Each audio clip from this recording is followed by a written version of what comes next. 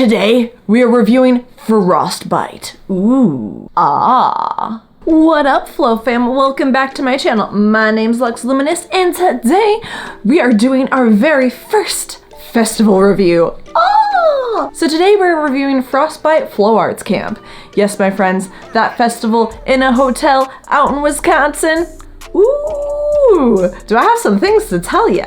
But of course, before we jump into things, make sure to smash that like button. You know, if you want to take a prop and like push the button with your prop, you know, you get extra points that way. And don't forget to hit that like button, leave me a comment, and don't forget to hit those notification bells. That way you'll get notified when I post new content. Fam, I am so excited to finally be doing a Flowarts festival review.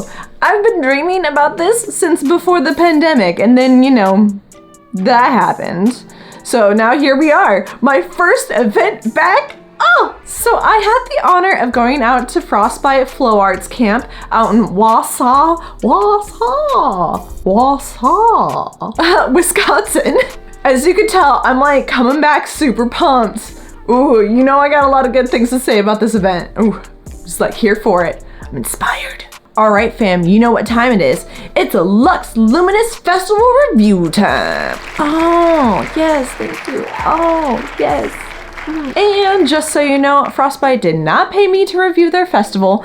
They didn't even know I was gonna do it, so surprise! All right, fam, let's go ahead and talk about the actual venue first. You know, we'll talk about the fun stuff, but let's talk about the space, the atmosphere. So the venue was at a Stony Creek Hotel in Wausau in Rothschild. And I gotta say, that hotel was super cute. I was like really blown away at like how nice it was. It was super clean and it was like really cozy. So it had this like very naturey kind of decor. Lots of wood, lots of like camping and bears and trees. And it was just, oh, it was super cute. So every so often throughout the hotel, you would see little fireplaces with like a couple seats around it so you could sit by it. And it was actually like really warm and very, it was just so cozy. The hotel rooms were also super nice. I had a bed to myself. The beds were fairly comfy.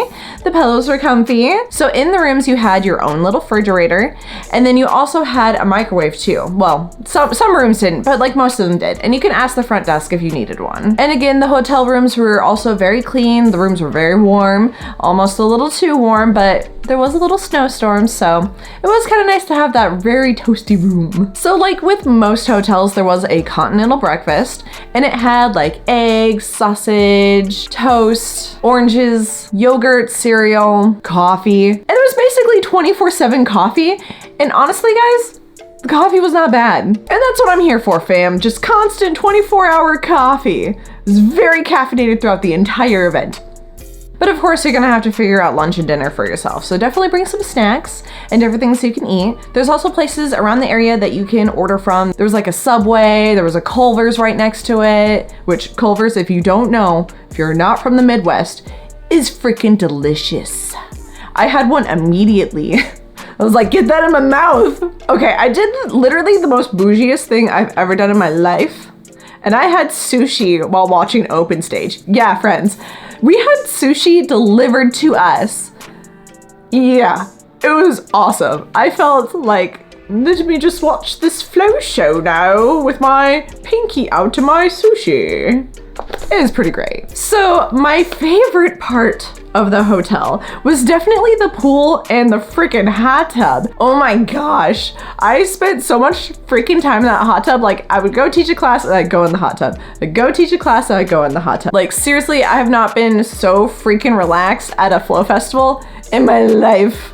So cozy, so warm, so cute. I freaking love it. Okay, so let's go ahead and talk about the workshops. So in total, there was about 16 instructors and 44 classes that you could take, which honestly, it was perfect. I've been to a lot of like super large festivals, and having those big festivals where there's like a million different classes going at once, having like a few less classes and a few less instructors was not a bad thing. I really enjoyed not feeling like I'm like being pulled all over the place constantly. Even though they didn't have like a million instructors and a billion freaking classes, all the instructors they had were very professional and super great at teaching. All the classes were really well attended. My classes were huge. I was kind of not expecting that. It was a little intimidating to have so many people. I was like, do I even remember how to teach? And then I remembered, yes, I do.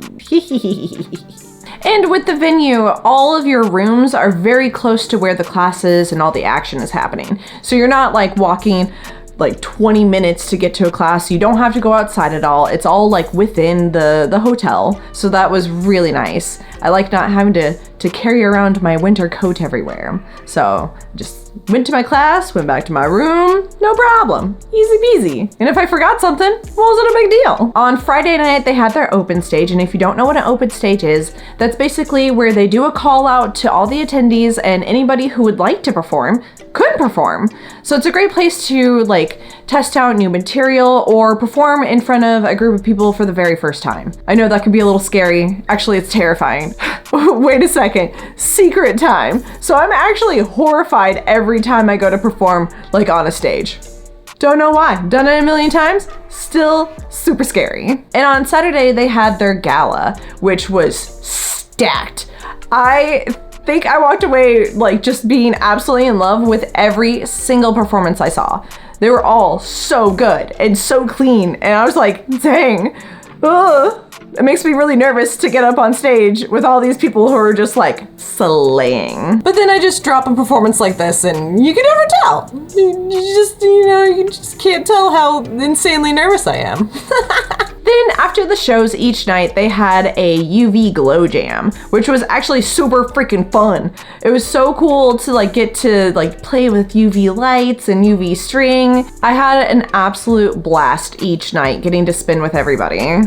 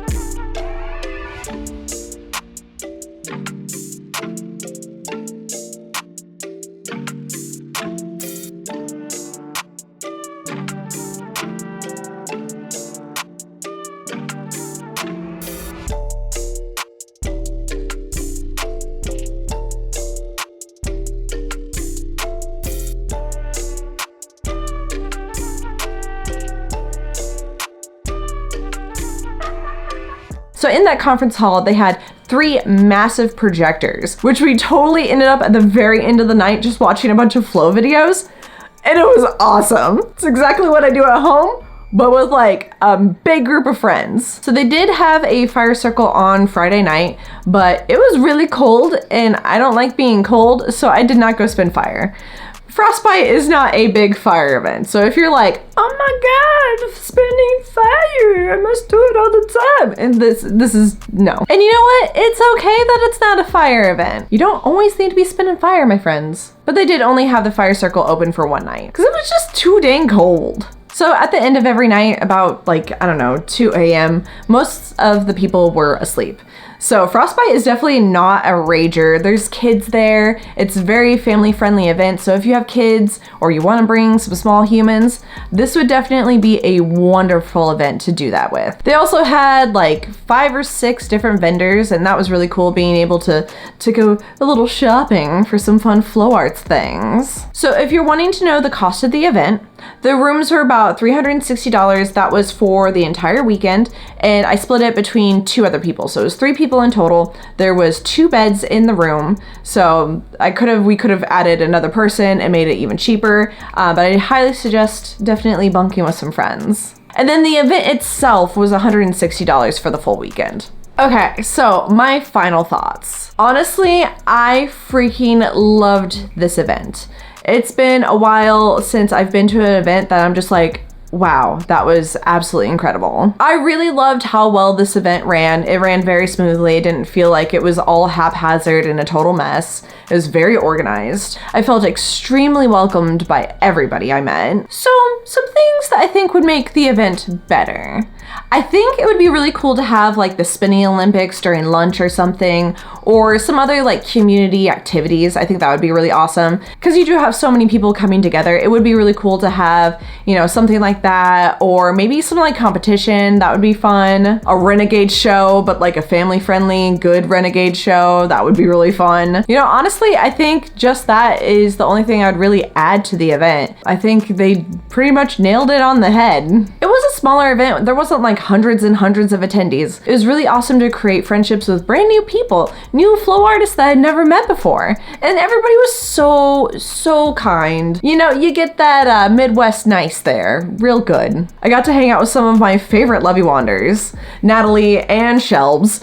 Dude, they are amazing. If you haven't seen some of the TikToks we've made, do yourself a favor. Go to my TikTok and watch a couple of those. Yeet yeet. Skirt skirt. I hope you all like my super cute crocheted ears. One of my really good friends made it at Frostbite. You know, if you want to find her so you can have some really cute ears, Entangled Fae. I'll go ahead and leave a link down in the description so that way you can find yourself some cat ears for yourself. She makes other cool things and she's amazing, but you know, these cat ears, come on. Commit.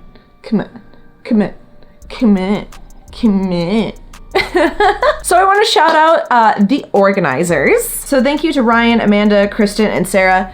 You all did a wonderful job. Thank you so much. You killed it. And thank you to Andrea Covey for some of the photos.